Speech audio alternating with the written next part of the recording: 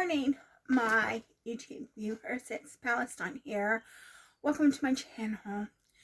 I basically wanted to give you an update on my mother's medical condition and also fill you in on some disconcerting news that I got yesterday. So I'll start off with the news that I got yesterday, although I can't really discuss it, but I sort of found two pieces of information out. One piece of information, both of the pieces of information were from the same person. One piece of information was related to me, and the second piece of information was related to other people, but I overheard it. And so it's made me a bit uneasy about my position. And in addition to that, it makes me worry about money, because if my position goes, then I'm going to lose my income, and which means I'll have to live off my savings, and that's not going to be nice. So, not very happy. I've been unhappy about that since yesterday, finding out that my position is in jeopardy. I think that my position is at risk. And so I've been unhappy about that since yesterday. And if it may affect me financially. If it affects me financially, I'll have to live off my savings. It'll be very difficult for me to get another position because of my health. My health is not very good condition. And so that's basically what I can say without revealing any information, any pertinent information. So that's been making me happy since yesterday. So I've got enough problems as it is. I've got lots of problems, but this is an immediate problem because it's going to affect my livelihood. So I just have to do what I can to prepare just in case the worst case scenario happens, and just keep working as much as I can and doing as much as I can until the worst case scenario happens, if it happens. Okay, so now that I've told you as much as I can about this situation that was brought to my attention yesterday that is upsetting me along with everything else, I can tell you about my mother's condition.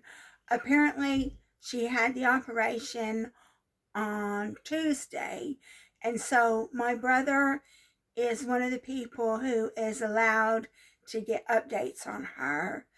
There's no point me giving updates because I can't go to Arkansas to see her and support her for reasons that I've stated in previous videos, being passport issues, health issues, insurance issues, finance issues, and my family not being interested in me enough to actually put me up. So I can't go to Arkansas. I've already told my mother before all this happened. I told my mother that I couldn't go to her funeral, and I told her that I couldn't go to her funeral for the reasons that I've just stated. And so she had this operation. The surgeon prayed with her to try to make a successful outcome. So they had the operation. Apparently it was a success, but she's still sedated. So she had the operation on Tuesday. She still got a ventilator in place, and she's still sedated. And so she was sedated yesterday, a day after the operation. And from what I understand, it's a mild sedation, and they're going to try to get her off the ventilator at some point. But one of the things that I researched on ventilators a long time ago during COVID is that the longer a person is on a ventilator, the lower, the less prognosis, the lower the prognosis is. So keeping a person on a ventilator is not necessarily a good thing, because once they're on that ventilator, their prognosis is already poor. And then the longer that you keep them on the ventilator, the prognosis is going to continue to decrease. So keeping her on a ventilator is not a good thing. It just means that her prognosis is decreasing for as long as she's on the ventilator. And so I rang the hospital yesterday.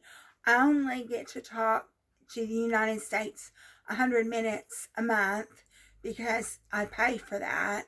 And they just said that they need to speak to my brother, have him put my name on the list to get updates. But I don't need to get updates. As long as he's going to update my sister, then my sister will send me updates.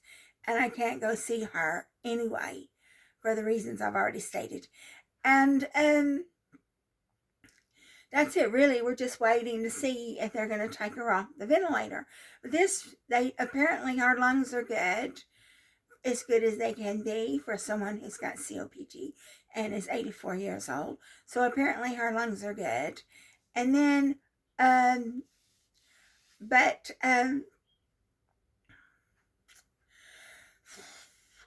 don't know what's going to happen. I remember during COVID, my sister's son-in-law, he got COVID, and he actually died from COVID.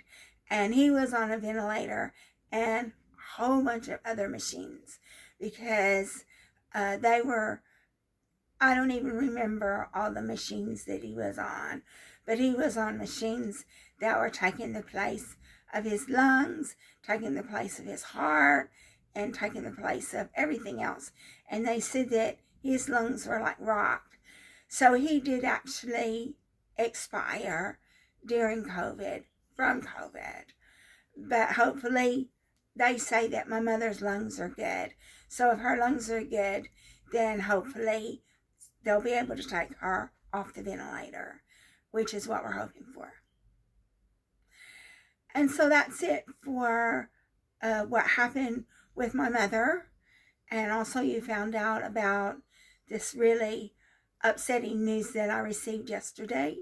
And so I think that concludes this video.